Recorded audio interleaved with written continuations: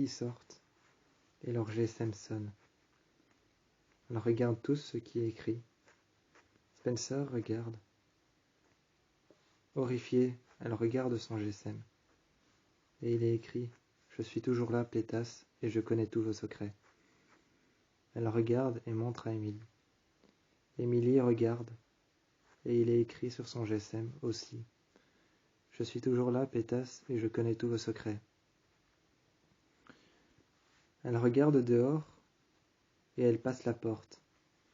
Elle tente d'échapper à Mona et à l'Impair Rouge, et quand elle passe la porte, elle regarde dehors. La porte s'ouvre, les clés tombent par terre. Mona tend son fusil et regarde Émilie. Mona tend son fusil et garde le doigt sur la détente. Elle garde le doigt sur la détente et elle appuie légèrement. Elle appuie légèrement sur le fusil au point qu'on puisse sentir la balle glisser très légèrement à l'intérieur du canon. Elle tend le canon sur Émilie. Et Émilie tente d'attraper la clé. Quand elle attrape la clé, la porte s'ouvre, mais il n'y a pas la police dehors. Ce ne sont que des lumières qui ont été installées un peu partout par A. C'est des lumières qui ont été installées un peu partout par A. Des lumières bleues, blanches, rouges, pour faire croire comme s'il y avait les autorités dehors.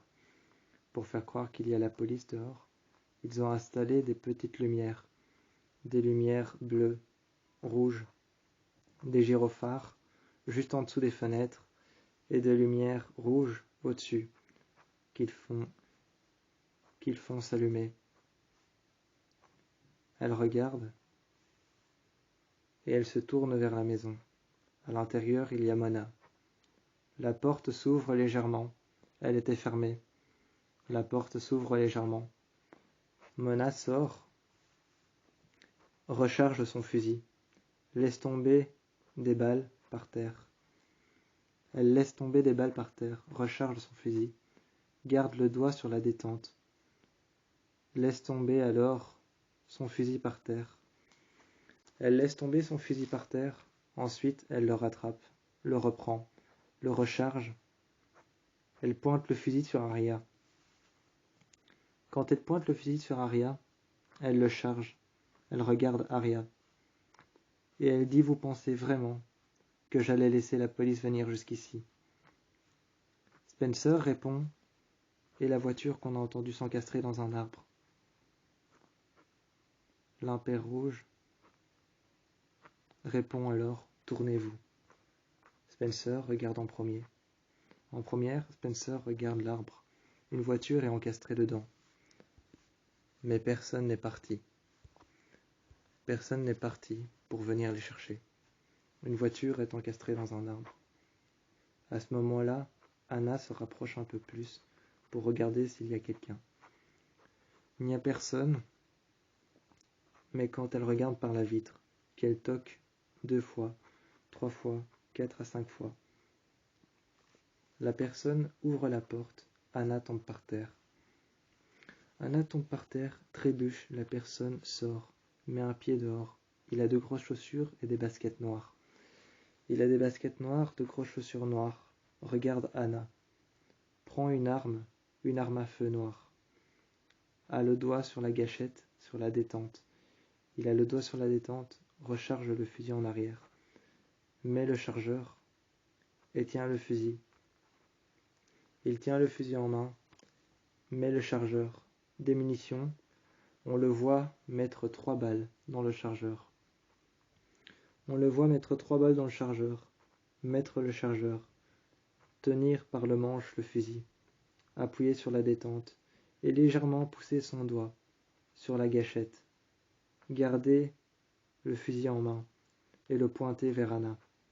Aria se dirige vers Anna et la relève, regarde l'homme et lui demande de partir. Elles partent alors toutes les deux en courant.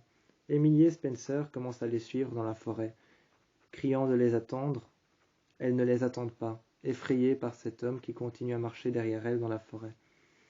Elles s'arrêtent un instant et regardent par terre. Elles s'arrêtent un instant et regardent par terre. Elles trouvent un couteau avec le bord de la lame, seulement le bord de la lame sur lequel il y a de petites traces de sang. Elles ramassent ce couteau et le tiennent par le manche. Très fermement, Spencer le tient par le manche. Elle s'arrête, et il y a une voiture. Les 4 portes sont ouvertes, et les 4 clignotent. Les 4 portes sont ouvertes, elle tient fermement le couteau par le manche. Elle regarde la voiture. Les 4 clignotants fonctionnent. Elles se mettent dans la voiture en sécurité. Un policier arrive de l'autre côté de la rive. Il arrive et marche jusqu'à Spencer. Spencer se met à l'intérieur, criant « Vite, vite !» pour pouvoir se mettre à l'intérieur de la voiture. Bizarrement, il n'y a pas de clé sur la voiture, le contact n'est pas mis, et les 4 clignotants sont là. Les 4 clignotants sont sur la voiture et clignotent. Il n'y a pas le contact, il n'y a pas de clé. La voiture est au bord d'une rivière, une grande rivière. La voiture est juste au bord d'une grande rivière. Elles sont là. Et l'homme qui arrive vers elle, vers Aria, Spencer, Emily et Anna, les regarde et leur demande ce qui s'est passé. Anna pointe la maison. Elle pointe la maison du doigt. Emily dit alors à l'homme qui arrive devant elle que tout s'est passé là-bas. L'homme demande où ça là-bas. Emily répond à la maison, la grande maison en bois, là-bas. L'homme répond tout de suite en regardant Emily. La maison des De Laurentiis. Spencer, par mégarde, répond la maison des De Laurentiis. Mais par mégarde, elle s'embrouille, un peu trop, et parle un peu trop. Alors que sa mère lui a demandé de ne pas parler. Spencer, par mégarde, dit alors la maison des Hastings, pas des De Laurentiis. L'homme se met à côté de Spencer et lui dit si, les De Laurentiis. C'est la maison des De Laurentiis. Spencer commence à s'énerver et dit à l'agent de police depuis quand c'est la maison des De Laurentiis. Elle commence à parler devant Aria. Devant Emily et Anna, elle commence à parler, à dire que cette maison appartient à sa famille depuis longtemps, qu'elles l'ont achetée et que cette maison appartient à sa famille, qu'ils l'ont achetée dans les règles qu'il fallait faire. Elles ont signé un contrat, on leur a remis les clés. L'homme dit « Non, je vous assure que c'est la maison des De Laurentiis ». Elle commence à dire que cette maison a été offerte par la famille de Laurentiis à la famille Hastings. Elle regarde l'homme et l'agent. À ce moment-là, Spencer se rend compte qu'elle vient de révéler qui est vraiment A. Le A qui les a suivis durant tout ce qui s'est passé. Le A qui les a suivis. C'est Veronica, la mère de Spencer. Elle arrive à la porte de la maison juste en face. Spencer se met par terre, trébuche à genoux. Elle se rattrape avec ses mains sur le sol. La terre est humide et froide. Il y a de la boue par terre et il y a plein d'eau par terre. Elle se rattrape légèrement sur le sol. Légèrement, elle pose ses mains à terre. Elle regarde sa mère avec une capuche noire. Avec un vêtement noir, une capuche noire, elle regarde sa mère. Juste à côté, il y a l'Impère rouge, avec une capuche et un masque. Qui dévoile son identité et laisse tomber le masque en porcelaine qui se brise par terre en plusieurs fragments et en plusieurs morceaux. L'Impère rouge le regarde et dévoile son identité. En enlevant l'Impère rouge, il dévoile son identité, en retirant la capuche, en retirant le masque qui tombe par terre et qui se brise en plusieurs morceaux. L'Impère rouge, c'est Allison. Mona lâche le fusil, lève les mains et se met par terre sur les genoux. Veronica, la mère de Spencer, enlève le sweat noir et révèle son identité. C'était la mère de Spencer, Veronica, qui était A depuis le début. Elle regarde toutes les filles, surtout sa fille, Spencer, qui s'avance vers sa mère et qui lui demande « Pourquoi est-ce que tu as fait ça ?» Véronica s'énerve sur sa fille et dit alors qu'elle lui avait demandé de ne pas parler. Elle lui dit que cette maison était censée nous appartenir pour toujours, qu'elle l'avait payée au prix fort, qu'elle l'avait achetée aux Di Laurentiis, mais que les Di Laurentiis avaient repris la maison dans leur dos, et que c'est pour ça qu'elle avait fait tout ça. Spencer dit qu'elle ne reconnaît plus sa mère, et Arya regarde toutes les autres filles. Arya regarde les autres filles, Anna, Emily et Spencer, qui se reculent, trébuchent par terre. Spencer se met juste devant sa mère, Véronica, devant Mona, devant sa mère, Véronica, et devant Allison. Elle dit « Je vais te poser une question, une seule ». Sa mère la regarde et lui dit qu'elle l'écoute. Sa mère la regarde et lui dit qu'elle l'écoute. Spencer se lève, prend le fusil de Mona, met son doigt sur la détente, appuie très légèrement en gardant son doigt sur la gâchette. Elle appuie légèrement sur la détente, au point qu'on peut entendre le fusil se charger et une balle tomber dans le canon du fusil. Elle le pose sur l'épaule de sa mère. Elle pose le fusil sur l'épaule de sa mère, appuie légèrement sur la gâchette et sur la détente. Elle lui repose la question « Où est Toby ? Et où est Mike ? Et où est Caleb ? Où sont-ils tous ?» Véronica regarde sa fille. Elle lui dit qu'il a du cran. Véronica regarde sa fille. Elle dit à sa fille, Spencer, qu'elle a du cran.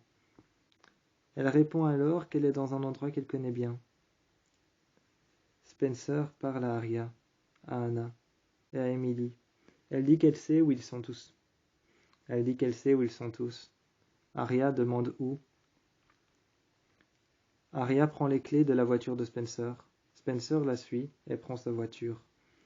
Arya pense alors que c'est peut-être dans la grange. Dans la voiture, elle demande à Spencer est-ce que c'est la grange, et Spencer répond c'est la grange.